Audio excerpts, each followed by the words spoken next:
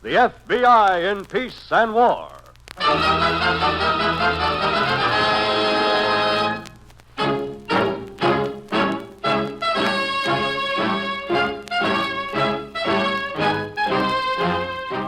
Another great story based on Frederick L. Collins' copyrighted book, The F.B.I. in Peace and War. Drama, thrills, action. Tonight's story, Strictly Corn.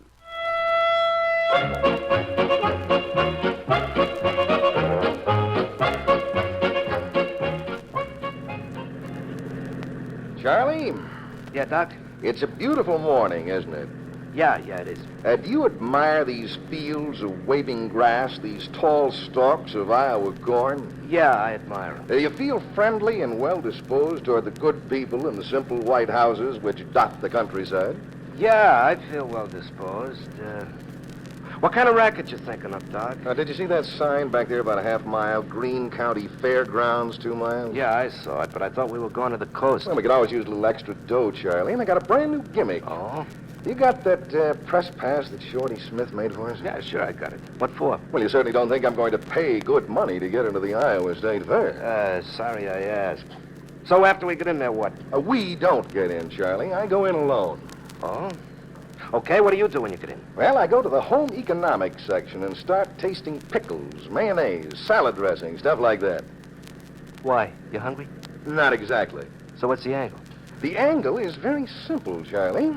All we need is the right kind of sucker.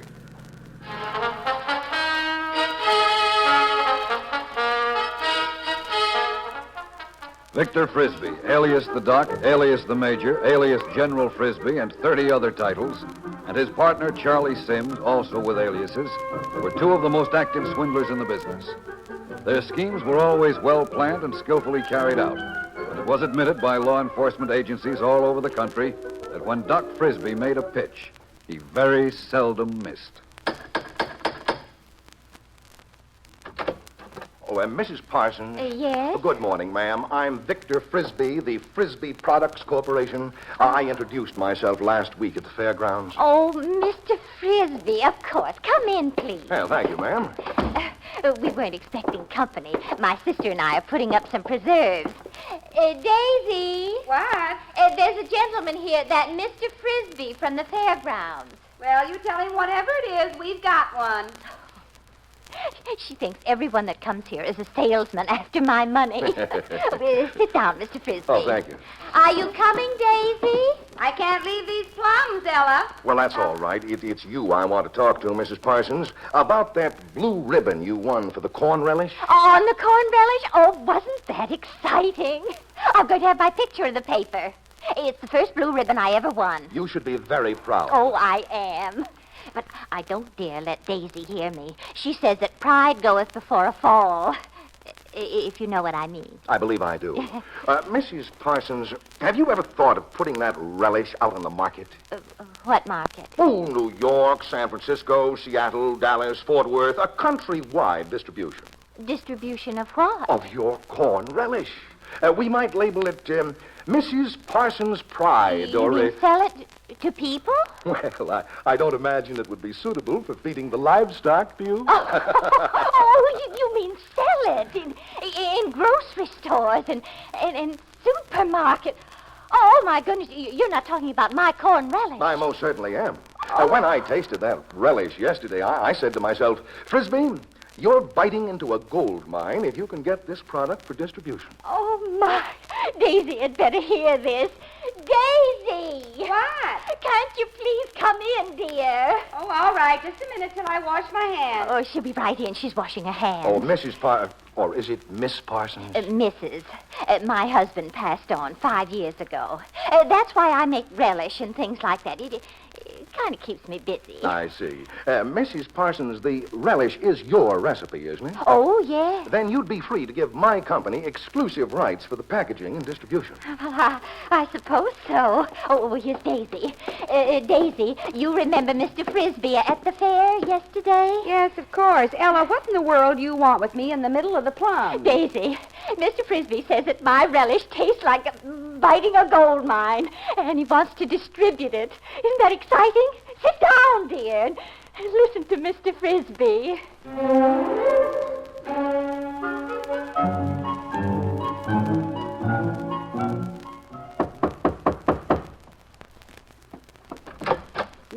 Charlie, my boy. About time you got back.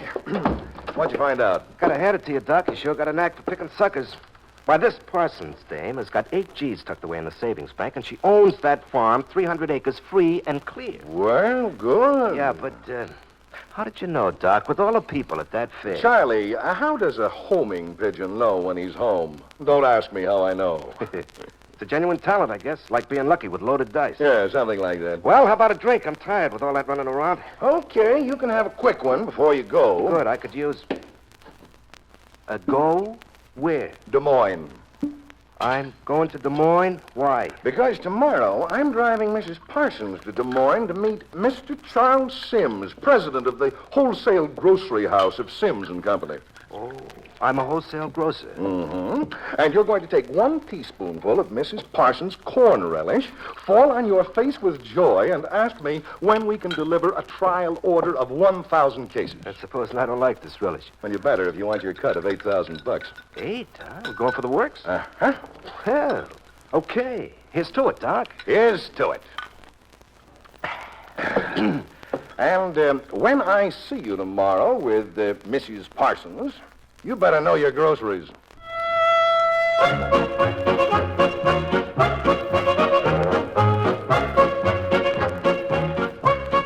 Our first substantial lead on Victor Frisbee came from the publicity director of the Greene County Fair in Iowa.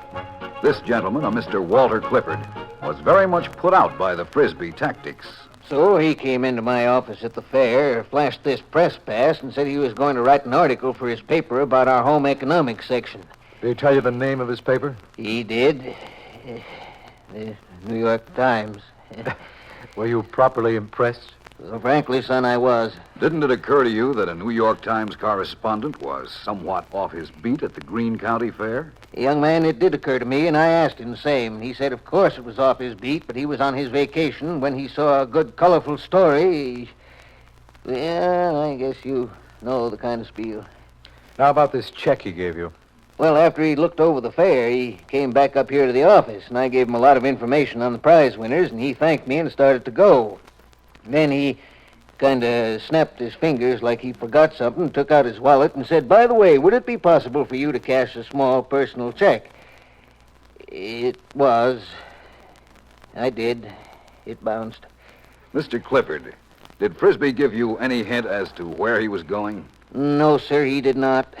The only thing he wanted to know was a good hotel near Bridgewater. Mr. Clifford, you said Frisbee wanted information on the prize winners. What prize winners? The names of the ladies who baked the best cake, made the best salad dressing, things like that, so as he could write his article. I see. Well, frankly, son, I don't think you're going to catch up with this Frisbee. We admit he gets around a bit, but we're not discouraged. I would be if I were you. Anybody can get into the fair for nothing. Make out he's a correspondent for the New York Times. Give me a bum check for $50. It's going to be a mighty hard man to catch, believe me.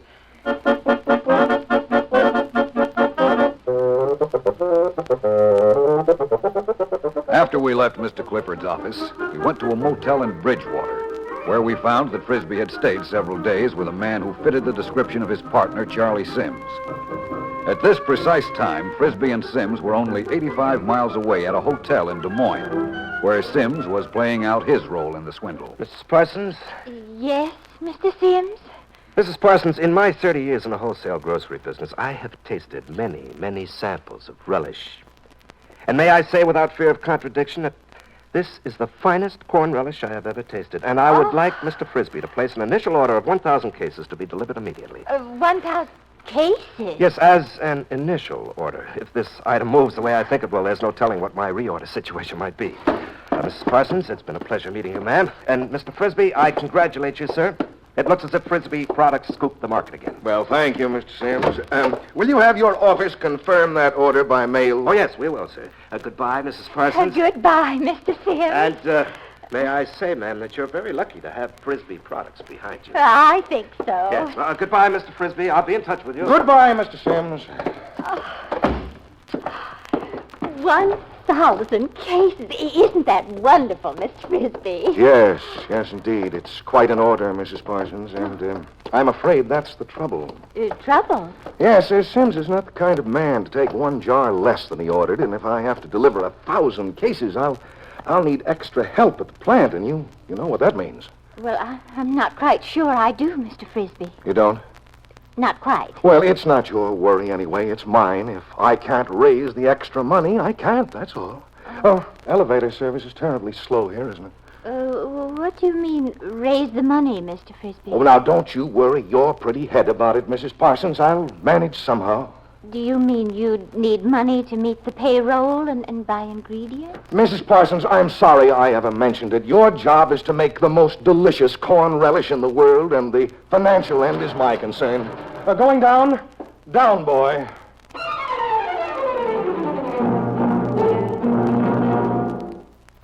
Why, I never heard of any such thing. If he hasn't got enough money to make a few jars of corn relish... Daisy, it isn't just a few jars.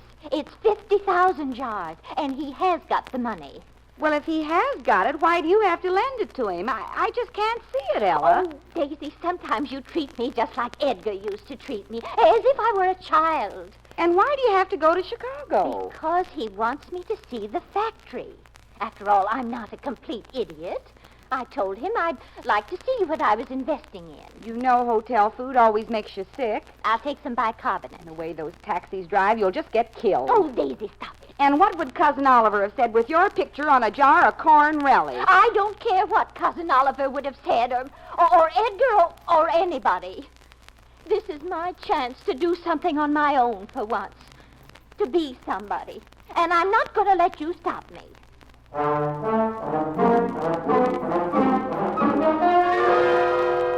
The trail of Victor Frisbee stopped temporarily at the motel in Bridgewater. So Agent Reynolds and I began to explore another angle which had interested us soon after leaving Mr. Clifford's office. Why had Frisbee asked for a list of prize winners? We decided to examine that list. And on the fifth try at the home of Mrs. Ella Parsons, we had the answer. I thought there was something peculiar about that man. Wait till Ella hears this. Do you expect your sister back shortly? I don't know when exactly. She drove into town to go to the bank and do a few errands. Do you know where she was to meet Frisbee in Chicago? Well, no, I don't. She'll tell you when she gets here. Does she have an address book or anything like that, Miss Tucker? It's awfully important that we work fast on this. Well, I'll look on the desk in her room. She never keeps anything where you can find it, but I'll look. How fast do you think we can get out of here, Dave? The plane from Des Moines takes a little bit over an hour. She's gone. She took the suitcase and her best dress and her coat with the rabbit fur collar and everything. She's gone. She didn't tell you Of course not. That's why she waited till I went out in the garden so she could sneak her suitcase into the car. Oh, what a terrible thing to do. You think she's gone to Chicago, Miss Tucker? Well, of course she has. She just didn't want to have another fuss with me about money, so she just... Oh, my. Oh, dear me, she couldn't have... What, Miss Tucker? She couldn't have taken the money, but I'll bet that's just what she did. Hello, National Bank. Oh, hello, Everett. Did my sister... Oh, she did. Oh, she did. I see. Thank you, Everett. She did. She withdrew $8,000, and she's on her way to Chicago. What do we do now, Mr. Stevens?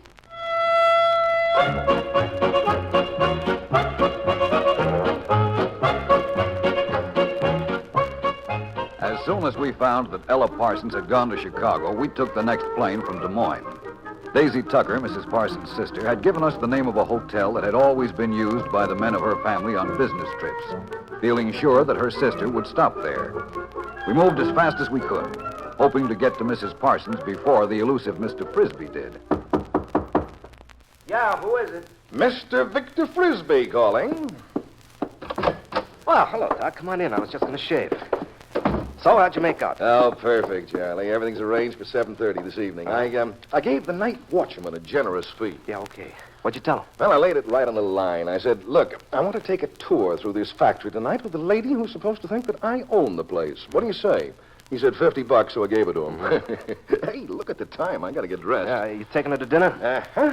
And, when do we get the dough? Unless I'm slipping, Charlie, right after she gets a look at the factory. Oh, did they press those suits? Yeah. You get dressed, too, Charlie. Where am I going? Out to dinner. We're going to bump into you at the Victorian room in the old Lake West Hotel. What? Oh, I think it'll be a nice touch. Mr. Sims just happens to be in Chicago on business. You come over to our table, give us a little spiel about corn relish, and go. Adds a bit of class to the act. Don't you think so?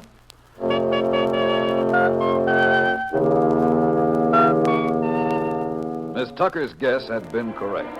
Ella Parsons was registered at a quiet family hotel on the lakefront. We arrived at the hotel just before dinner. Agent Reynolds went up to talk to Mrs. Parsons in her room.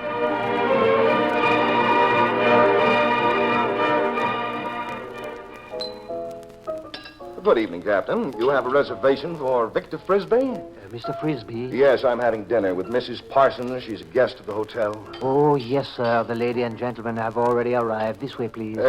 There's a gentleman with her? Yes, sir. Well, good. Here we are, sir.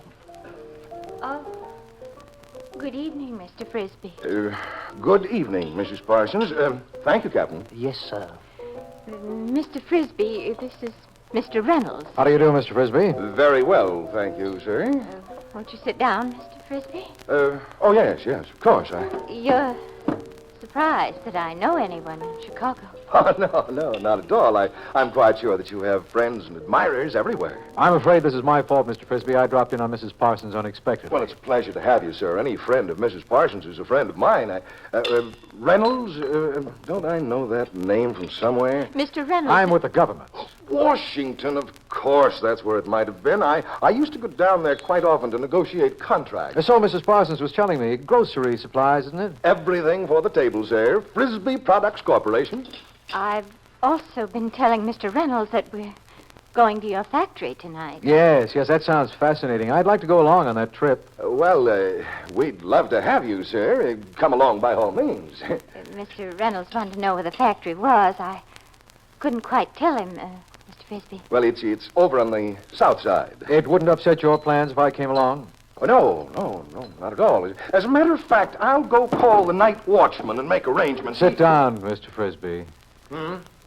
I just wanted to see how far you'd carry the act. Sit down, please. But if I don't make arrangements, I've made all the arrangements, Mr. Frisbee. Here are my credentials, F.B.I. F.B.I. Mr. Frisbee, how could you do a thing like this to me? Mrs. Parsons. Pretending you were going to put up my relish, and all the time you just wanted my money. Mrs. Parsons, Saying you were going to put my picture on the jars.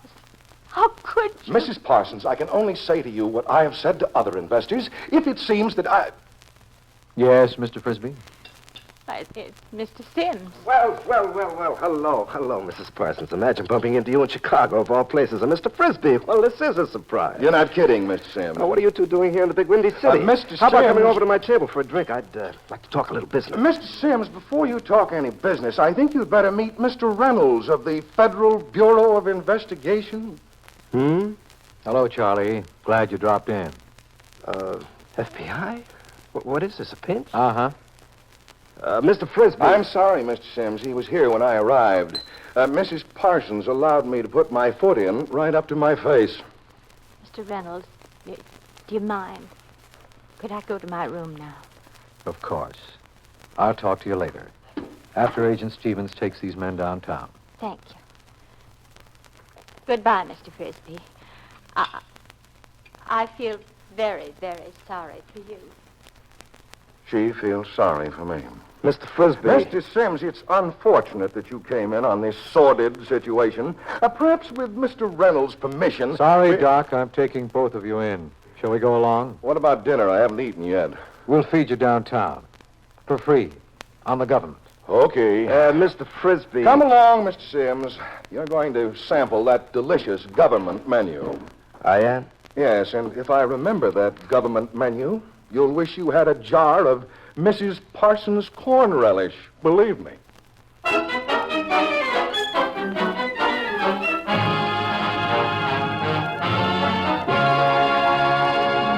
On advice of counsel, Victor Frisbee and Charlie Sims pleaded guilty to the charges against them and were sentenced to 3 years in prison. During his term, Frisbee wrote letters to Ella Parsons suggesting an honest business partnership when he got out. But Mrs. Parsons' sister succeeded in discouraging this venture by naming it for what it was, strictly corn.